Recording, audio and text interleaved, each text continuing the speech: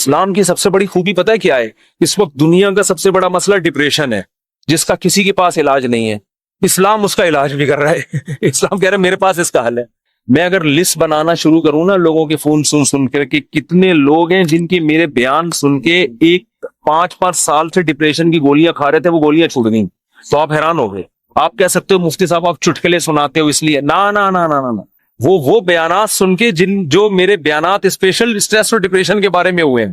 آج مغرب کے بعد اسلام آباد سے ایک صاحب کا فون آیا، میں نے اتفاق سے اٹھا لیا، اور مفتی صاحب کب سے تلاش میں نے کہا کیا ہو گیا بھائی؟ کہہ رہے ہیں بھائی میں کئی سالوں سے ڈپریشن کی گولیاں کھا رہا ہوں، میری ڈپریشن ختم نہیں ہو رہی تھی، آپ کا میں نے ایک ڈپریشن کے خلاف بیان سنا، ڈپریشن کیسے ختم کریں یہ تھا یا پتہ نہیں کیا تھا۔ کہہ رہے میں حیران ہوں کہ میری ڈپریشن ختم ہو گئی، اور وہ تو کہہ رہے میں نفسیاتی ڈاکٹروں سے جا کے لڑ رہا ہوں کہ یار اس مولوی کے بیان سن کے میں ٹھیک ہو گیا، جو نہ ماہر نفسیات ہے نہ کوئی ڈپریشن پہ اس نے کورس کیے ہوئے ہیں، اور تمہارے گولیاں کھا کھا کے میں ٹھیک نہیں ہو رہا۔ تو میں نے اس سے کہا میرے بھائی یہ مولوی کا کمال بولو نہیں، ہم بھی جو خوش ہیں تو اسلام کا، ہم تو نہیں کہتے ہم سچی پکے مسلمان ہیں بھائی، ہم تو بہت ہی نالائق ہیں۔ ایک نسبت ہے اسلام کی طرف، وہ تسلیاں دیتا رہتا ہے، ہم وہ کیا کرتا رہتا ہے؟ وہ تسلیاں دیتا رہتا، بھائی سب سیٹ، کوئی مسئلہ نہیں، ہو جائے گی صبر، ٹھیک ہے نا؟ کیا مطلب؟ یعنی پریشانی دور ہو جائے گی، یہ مطلب کچھ اور لے کے جا رہے ہیں، ویسے میں بھی وہی مراد میں۔ اچھا خیر، اس کی ایک مثال دیتا ہوں میں، ایک مثال، اس سے آپ کو سمجھ میں آئے گی بات۔ کبھی کبھار نا مجھے جوش چڑھتا ہے تو میں فون اٹھا، بہت عرصے کے بعد میں نے فون سننا شروع کر دیے ہیں، لیکن پھر وہ بھی اس لیے کہ اتنی بھرمار ہو جاتی ہے نا کہ لوگوں کی ٹینشنیں سن کے آدمی بھی تھک جاتا ہے، پھر میں بند کر کے رکھ دیتا ہوں۔ ابھی میں بالکل موبائل لیس ہو گیا، میری زندگی سے موبائل نکل گیا، تو میں نے کہا بالکل میں ویسا ہو گیا ہوں جب نیا نیا موبائل ایجاد ہوا تھا، صحیح ہے نا؟ اب میں نے دوبارہ تھوڑا سا پھر ہونے لگا، پھر بند کر دوں گا۔ تو میں نے فون سنا تو کسی نے مجھے کال کر کے بتایا، ایک خاتون نے کہا کہ میرے ایک بچے بیمار پیدا ہوا معذور، دوسرا بھی اب مجھے دوبارہ ولادت ہونے والی ہے، میں اتنی ٹینشن میں ہوں کہ تیسرا معذور بچہ پیدا ہوں، اور ٹینشن سے میری حالت ایسی ہو گئی، میں گولیاں کھا رہی ہوں، یوں کر رہی ہوں، اور میں جناب وظیفے پڑھ رہی ہوں۔ اور پھر مجھے کہنے لگی میں نے رات کو اتنا لمبا وظیفہ پڑھ کے جب میں سوئی تو مجھے خواب آئے۔ میں نے کہا میں نے بہت سن لی، اب آپ خاموش ہو جائیں۔ وہ کہنے لگی میں رات کو سوئی، میں نے یہ والا وظیفہ، مجھے ایک عامل نے بتایا، بزرگ نے بتایا یہ ہوا ہے، تو میں نے یہ والا وظیفہ، میں خواب، تو جیسے ہی خواب پہ پہنچی میں نے کہا اسٹاپ، میں نے کہا مجھے خواب نہ سنائے، آپ خوابوں کی دنیا سے باہر نکل۔ کہہ رہی مجھے کوئی وظیفہ بتا دے۔ میں نے کہا میں آپ کو وظیفہ بالکل بھی نہیں بتاؤں، کیونکہ آپ کو یہ والا وظیفہ پڑھنے سے یہ والا خواب آ رہا ہے، دوسرے والے وظیفے سے دوسرا والا۔ جو آدمی پڑھا کے جب تھکاوٹ تو عجیب پھر خواب تو آتے ہیں۔ میں نے کہا محترمہ آپ کا علاج صرف ایک چیز میں ہے، آپ نے یہ کیوں فرض کر لیا کہ معذور بچہ مجھے کسی قیمت پہ نہیں چاہیے؟ یہ سوچ غلط ہے، آپ خدا سے لڑ رہی ہو۔ سمجھ میں آ رہی ہے بات؟ اس دنیا میں آپ کی مرضی بولو نہیں، اس میں خدا کی چلے، خدا کی مرضی پہ راضی ہو جاؤ، دعا مانگو، کوئی وظیفے نہیں پڑھو، دماغ خراب ہو، خواب آ رہے ہیں جو چھوڑ دیں ان کو، حقائق کی دنیا میں آؤ، دعا مانگو، اے اللہ مجھے نیک صالح اولاد دے، گڑ گڑاؤ اللہ کے ساتھ، اور اے اللہ مجھے صحت مند اولاد دے، مجھے آزمائش میں نہ ڈال، دعا گڑ گڑا کے مانگو، لیکن دل میں یہ رکھو میرا کام تھا مانگنا، ہوگا وہی جو اس کی بولو مرضی، اور جو ہوگا میرے حق میں بہتر ہو، میرا خدا میرے ساتھ غلط۔ میں نے کہا یہ ذہنی طور پر تیار ہو جاؤ کہ تیسرا بھی معذور ہو سکتا ہے، یہ کیا میری تو زندگی ایسی۔ میں نے کہا بھائی یہ زندگی کے لیے ہم پیدا ہی نہیں ہوئے ہیں، اصل ہماری کیا ہے؟ وَإِنَّ الدَّارَ الْآخِرَةَ لَهِيَ الْحَيَوَانُ، قرآن کہہ رہے ہیں اصل آخرت ہے، یہ دنیا تو مسافر خانہ ہے، وہ لانڈی جا رہے ہو، لٹک کے سفر کر رہے ہو، جگہ نہیں مل رہی، فون کر رہا ہے W11 میں لٹک کے جا رہا ہے نا، W11 لانڈی جاتی ہے، کہاں جا رہی ہے آج کل؟ ٹاور تو جاتی ہے، اس سے آگے نہیں جا رہی، کیا فائدہ W11 ہم فضائل سن ایسا نباز سے آپ W11 میں بیٹھے، جگہ نہیں ملی، لٹک کے جا رہے ہیں آپ، گانوں کی آواز آپ کو کھڑکی سے ہوتی ہوئی آ رہی ہے، W11 میں تو لوگ گانے سننے کے لیے بیٹھتے ہیں، آپ کو مزہ ہی نہیں آ رہا، اور پھر پاؤں میں کھڑے ہوئے آپ، اب آپ ادھر فون کر رہے ہیں ادھر فون کر رہے ہیں، مفتی صاحب کو کوئی وظیفہ بتا دیں سیٹ مل جائے۔ میں کیا بولوں گا؟ ابے بھائی ٹاور اتر جائے گی گاڑی، صبر کر لے تھوڑا سا، جو بیٹھے ہوئے وہ بھی ٹاور پہ اتریں گے، تیرا باپ بھی ٹاور پہ اترے گا، تمیز سے اگر سمجھ میں نہیں آئے گی یہ بولوں گا نا، اتر جائے گا ٹاور پہ، صبر کر لے۔ وہ کہہ رہے نہیں وہ اس کھڑکی میں جو بیٹھا ہوا اتنے مزے سے وہ تو سب کچھ دیکھ رہا ہے بھائی، کھڑکی میں ہوا بھی آ رہی ہے، اس کو کرایہ میں نے بھی اتنا دیا، خدا کیا نا انصافی کر رہا ہے، اس کو کھڑکی ڈرائیور کے ساتھ بٹھا دیا اور مجھے لٹکا دیا۔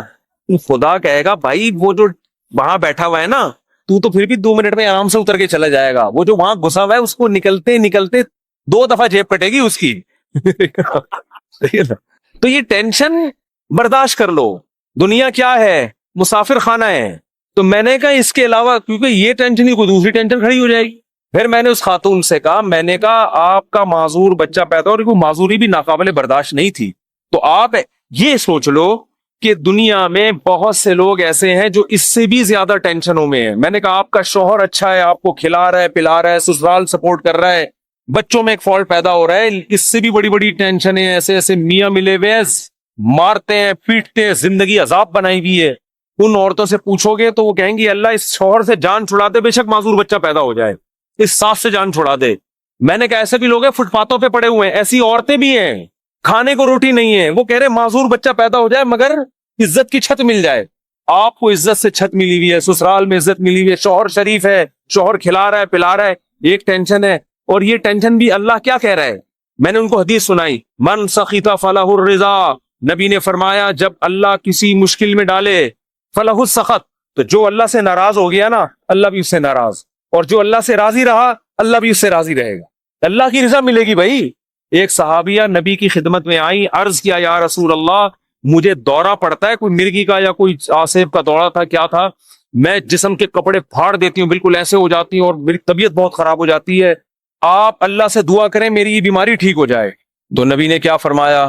فرمایا ٹھیک ہے میں اللہ سے دعا کروں گا تمہاری بیماری ٹھیک ہو جائے گی، لیکن پھر جنت کی گارنٹی نہیں.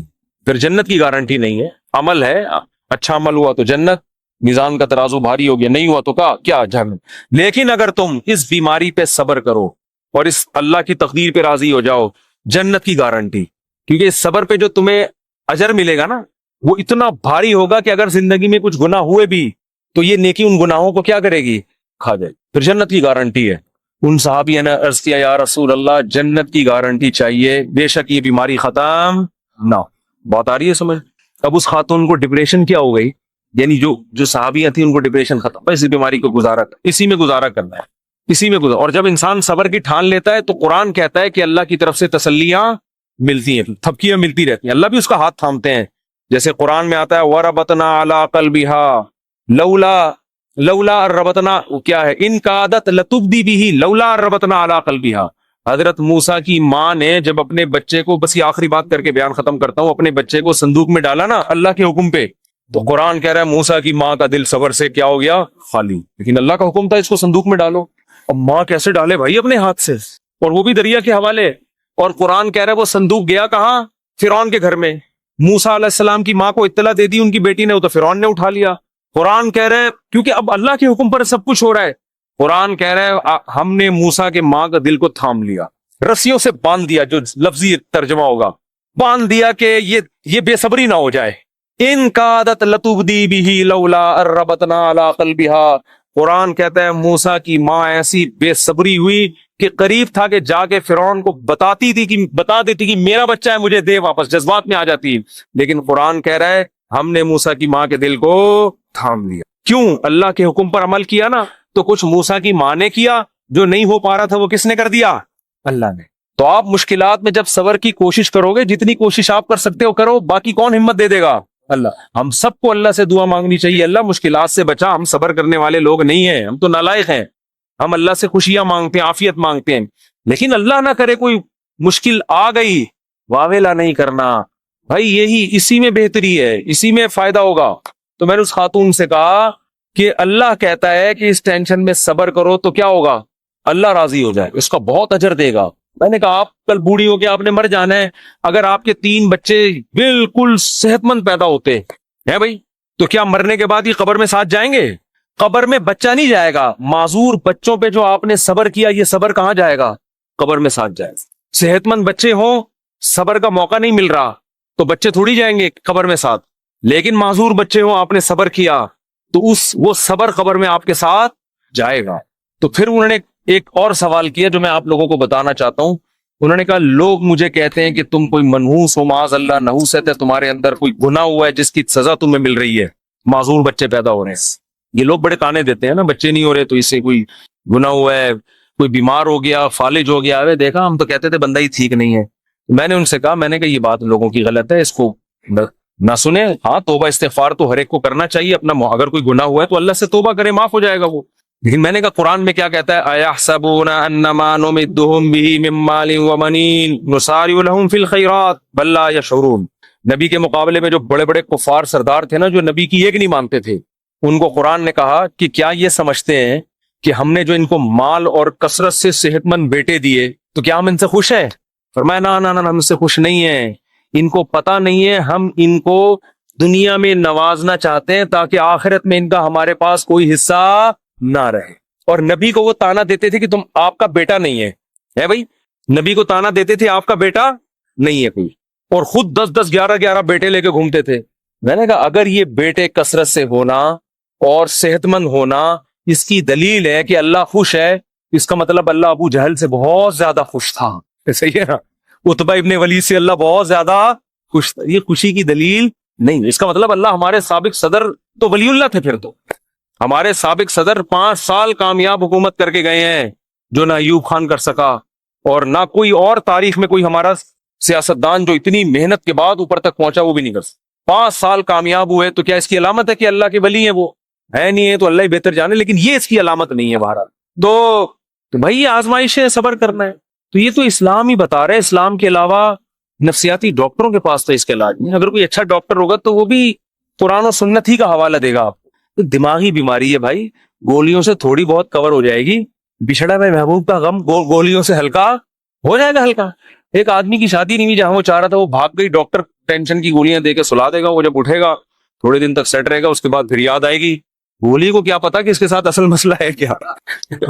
گولی کو کیا پتا اس کے ساتھ اصل مسئلہ، گولی کو تھوڑی پتا۔ وہ ٹینشن کی گولی تو سلا دے گی، تھوڑے کیمیکل اوپر نیچے کر دے گی، اس سے تھوڑا سا ریلیکس ہو جائیں گے آپ۔ پھر جب خیال آئے گا یار وہ پھر آئے گی تو پھر وہ ڈاکٹر پھر سلا دے گا آپ کو ٹیکا لگا کے۔ ڈاکٹر بیچارہ وہ اپنی لحاظ سے صحیح کر رہا ہے، وہ کہہ رہا ہے میرے پاس تو یہ آپشن ہے، میری جب بھاگی تھی تو میں نے بھی یہی کیا تھا۔ یہی کہہ رہا ہے، یہ حل نہیں ہے۔ دماغ میں ٹینشن سے جو بیماری پیدا ہوئی ہے تو اس کا علاج کیا ہے بھائی؟ ٹینشن سے تو نکلو پہلے۔ آپ کو اچار کھانے سے گلا خراب ہوا تو اب گلا ٹھیک جب تک نہیں ہوگا جب تک پہلے اچار کھانا چھوڑو گے نہیں۔ وہ کھا رہے ہو آپ اور پھر غرارے بھی کر رہے ہو، گلا تو عجیب کنفیوز ہو جائے گا، یار ہو کیا رہا ہے میرے ساتھ۔ اس ٹینشن سے تو یہی حل ہے۔ اب یا تو ٹینشن کا حل یہ کہ وہ بھاگی بھی واپس لے آؤ، وہ ڈاکٹر کے بس میں ہوتا نہیں، یا اس کے ابا مان جائیں، وہ کسی کے بس میں نہیں ہوتا۔ تو پھر یہی ہے بھائی، دنیا مسافر خانہ ہے، وہی تو ویسے بھی بڈھے ہو جانے تھے۔ بڈھوں کو دیکھ لیا کرو جو ان کے پرانے جو بوڑھے ہو چکے ہیں نا، وہ لیلا مجنو کو سوچ لیا کرو، لیلا کس قبر میں سو رہی ہے اور مجنو کس قبر میں سو رہا ہے۔ اب کوئی آپس میں ریلیشن ہے؟ کوئی پتھر سے نہ مارے میرے دیوانے کو، بم کا زمانہ ہے اڑا دو سالے کو، کوئی ہے ایسا ریلیشن آپس میں؟ کچھ بھی نہیں ہے، سب فینش۔ ڈپریشن کا علاج تو اسلام کے علاوہ کسی کے پاس آخرت ہے بھائی۔ اسی آخرت کے تصور نے حضرت جابر بن عبداللہ تھے یا معاذ بن جبل تھے، موت کے وقت آنسو نکال دیے ان کی آنکھوں سے۔ لوگوں نے کہا مر رہے ہیں اس لیے دنیا سے جانے کا غم میں، فرمایا نہیں نہیں نہیں نہیں نہیں، دنیا میں جو اللہ کے لیے ٹینشنیں اٹھاتا تھا ان ٹینشنوں کے ختم ہونے کا غم ہے۔ دیکھو ٹینشن میں آدمی خودکشی کرتا ہے اور خوش ہوتا ہے ٹینشنیں ختم۔ صحابی موت کے وقت غم زدہ ہیں کہ ٹینشنیں ختم ہو رہی ہیں۔ عجیب بات ہے کہ نہیں ہے؟ کیوں؟ وہ تو کہہ رہے ہیں اب تو بدلے کا وقت ہے، اب تو جنت ہے۔ وہ ٹینشنیں جو اللہ کے لیے وہ جنت میں تو ملیں گی نہیں۔ کسی نے پوچھا کیا ٹینشن؟ کہا کہ شدید گرمی میں روزے رکھتا تھا، بھوک پیاس اللہ کے لیے برداشت کرتا تھا، اس بھوک اور پیاس کی ٹینشن میں جو ایک سکون ملتا تھا کہ میرا رب مجھے دیکھ رہا ہے۔ افطاری میں جب شدید بھوکے پیاسے ہوتے ہیں، مجھے تو بڑا اچھا لگتا ہے جب گرمیوں کے روزے، اب تو کم گرمیاں ہو گئی، بچپن میں جو ہم چھوٹے تھے نا اس وقت گرمیوں کے روزے تھے بہت شدید۔ اب تو اے سی آ گئے گھروں میں، سہولتیں ہو گئی، اس وقت بہت کم ہوتی تھی، تو ہم تو بہت کم عمری میں ہم نے روزے شروع کر دیے تھے۔ ہمیں یاد ہے اس وقت شدید گرمی میں کراچی کی جون کے روزے ہم اسکول میں رکھ کے آتے تھے تو نا شدید پیاس سے ڈھال ہوتے تھے۔ 1 یا 2 بجے کا ٹائم ہوتا تھا، پھر ہم نکل جاتے تھے محلے میں، تھڑے نہیں ہوتے، پیپل کا درخت تھا اس کے نیچے ایک تھڑا تھا، 2-4 درخت